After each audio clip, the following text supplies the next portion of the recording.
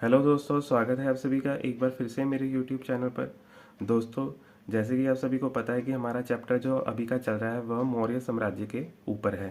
इससे पहले भी हम इसी चैप्टर में से कुछ वीडियो बना चुके हैं। आज की वीडियो हमारी भाग 3 की होगी और आज की वीडियो में हम जानेंगे अशोक के धम्म के बारे में। जानेंगे हम अशोक के धम्म के मुख्य सिद्धांतों और जानेंगे अशोक के धम्म के प्रचार के साधनों के बारे में। तो स्टार्ट करते हैं आज की इस वीडियो को और जान लेते हैं। अशोक का नाम इतिहास में उसके द्वारा चलाए गए धम्म यानी धर्म के कारण बहुत प्रसिद्ध है। धम्म को आरंभ करने का उद्देश्य साम्राज्य में रहने वाले विभिन्न धर्मों और जातियों के बीच परस्पर एकता स्थापित करना था। इसी कारण अशोक ने धम्म में उस समय प्रचलित सभी धर्मों के अच्छे सिद्धांतों को एकत्रित किया। आगे है अशोक के धम्म के मुख्य सिद्धांत क्या थे। तो मुख्य सिद्धांत उसके जो थे अशोक के, तो उसके बारे में हम जानेंगे यहाँ पर। सबसे पहला जो सिद्धांत था अशोक के धम्म का वह था बड़ों का सम्मान। तो इसमें कहा गया है कि अशोक ने अपने शिलालेखों में इस बात पर बल दिया कि हमें अपने से बड़ों का सम्मान करना चाहिए।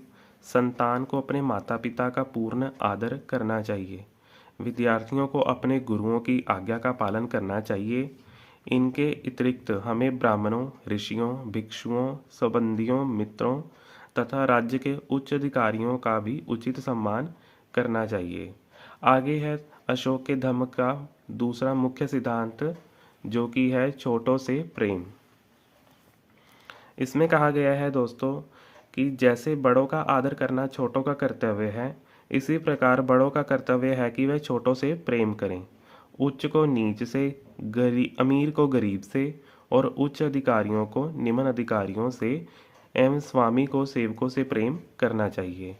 आगे है अशोक के धम्म का तीसरा मुख्य सिद्धांत, वह है सत्य। इसमें कहा गया है दोस्तों अशोक ने लोगों के नैतिक जीवन ऊंचा करने पर बल दिया। वह चाहता था कि मनुष्य को प्रत्येक स्थिति में सत्य बोलना चाहिए। सत्य के बिना धर्म केवल एक ढोंग मात्र रह जाता है। आगे है दोस्तों अशोक के धम्म के मुख्य सिद्धांतों में चौथे सिद्धांत के बारे में हम बात करें तो यहाँ पर कहा गया है कि अहिंसा अशोक के धम्म का मुख्य सिद्धांत था। वह किसी भी जीव को कष्ट देने के पक्ष में नहीं था। अशोक ने स्वयं मांस खाना, शिकार खेलना छोड़ दिया था। आगे है पांचवा सिद्धांत। अशोक के धम्म में दान को विशेष महत्व दिया गया था। उसने लोगों को निर्धनों तथा साधु संतों को खुला दान देने के लिए कहा। अशोक के अनुसार सबसे बड़ा दान किसी अनपढ़ व्यक्ति को अज्ञान के अंधकार से बाहर निकालकर शिक्षित करना होता है। आगे है छठा सिद्धांत, पवित्र जीवन। अशोक के धम्म में लोगों को सादा पवित्र जीवन व्यतीत करने की प्रेरणा दी गई है। झूठ, अहंकार, ईर्ष्या तथा क्रोध अनेक बुराइयों की जड़ है। इसलिए मनुष्य को इन बुराइयों से सदा दूर रहना चाहिए। आगे है सातवां सिद्धांत अशोक के धम्म का, वह है सच्चे रीति रिवाज। अशोक ने लोगों को व्यर्थ के रीति रिवाज तथा आडंबर छोड़ने के लिए कहा। उसके अनुसार जन्म, विवाह, व्रत और तीर्थ यात्राओं से संबंधित रीति रिवाज मिथ्या है। आगे है आठवां सिद्धांत अशोक के धम्म का, तो उसमें कहा गया है कि धार्मिक सहनशीलता अशोक के धम्म का मूल मंत्र था। इसके अनुसार मनुष्य को अपने धर्म की प्रशंसा तथा दूसरों के धर्म की निंदा नहीं करनी चाहिए। मनुष्य को सभी धर्मों का आदर करना चाहिए। आगे है नौवां सिद्धांत यानी कि कर्म सिद्धांत, जो कि अशोक के धम्म का मुख्य सिद्धांत माना गया है। अशोक का कर्म सिद्धांत में दृढ़ विश्वास था। उसके अनुसार मनुष्य को उसके कर्मों का फल अवश्य मिलता है। मनुष्य अच्छे कार्यों से स्वर्ग की प्राप्ति कर सकता है। आगे है दोस्तों अशोक के धम्म प्रचार के साधनों के बारे में।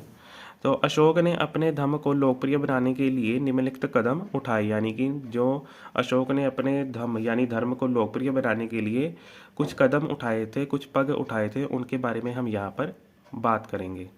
तो जो पहला अशोक ने कदम उठाया था उसमें है व्यक्तिगत उदाहरण, यानी कि अशोक स्वयं यानी कि जो अशोक स्वयं है वह एक उदाहरण के रूप में माना गया है, क्योंकि अशोक ने अपने जीवन में धम्म के सिद्धांतों को अपनाकर लोगों के मन सम्मुख व्यक्तिगत उदाहरण प्रस्तुत की। उसने ऐश्वर्य के जीवन का त्याग, युद्ध का त्याग, शिकार खेलना बंद और मांस खाना बंद कर सादा एवं पवित्र जीवन व्यतीत करने पर बल दिया, जिस कारण प्रजा उससे काफ़ी प्रभावित हुई। आगे है धर्म यात्राएं। अशोक ने धम्म का प्रचार करने के लिए धम्म यात्राएं करनी आरंभ की। यह साधन बड़ा ही प्रभावशाली प्रमाणित हुआ। इन यात्राओं के समय अशोक के संपर्क में आने वाले लोगों के मनों पर धम्म के सिद्धांतों का बड़ा गहन प्रभाव पड़ता था। आगे है तीसरा जो मुख्य साधन था अशोक के धर्म प्रचार का, वह था धर्म महामात्रों की नियुक्ति। अशोक ने धर्म प्रचार करने के लिए धर्म महामात्र नामक कर्मचारियों की नियुक्ति की। वह अलग अलग स्थानों पर जाकर लोगों को धर्म के सिद्धांतों के संबंध में जानकारी देते थे। वह इस बात की ओर विशेष ध्यान देते थे कि लोग अपना जीवन धर्म के सिद्धांतों के अनुरूप व्यतीत करें। आगे है चौथा अशोक के धम्म प्रचार का साधन, वह है शिलालेखों द्वारा प्रचार। अशोक ने धम्म के सिद्धांतों को देश भर में विभिन्न स्थानों पर शिलालेखों और स्तंभों पर अंकित करवाया। इसका उद्देश्य यह था कि लोग इन सिद्धांतों को पढ़कर अपने जीवन को उनके अनुसार डाल सके। तो उम्मीद करता हूं कि दोस्तों आप सभी को आज की मेरी ये बनाई हुई वीडियो पसंद आई होगी। अगर वीडियो पसंद आई तो लाइक कीजिए, कमेंट कीजिए और सब्सक्राइब कीजिए। इसी के साथ दोस्तों आगे की यानी कि इसी चैप्टर में से हम भाग 4 में जानेंगे हम मौर्यकालीन सामाजिक और आर्थिक जीवन के बारे में। तो अभी के लिए मुझे दीजिए इजाज़त। धन्यवाद।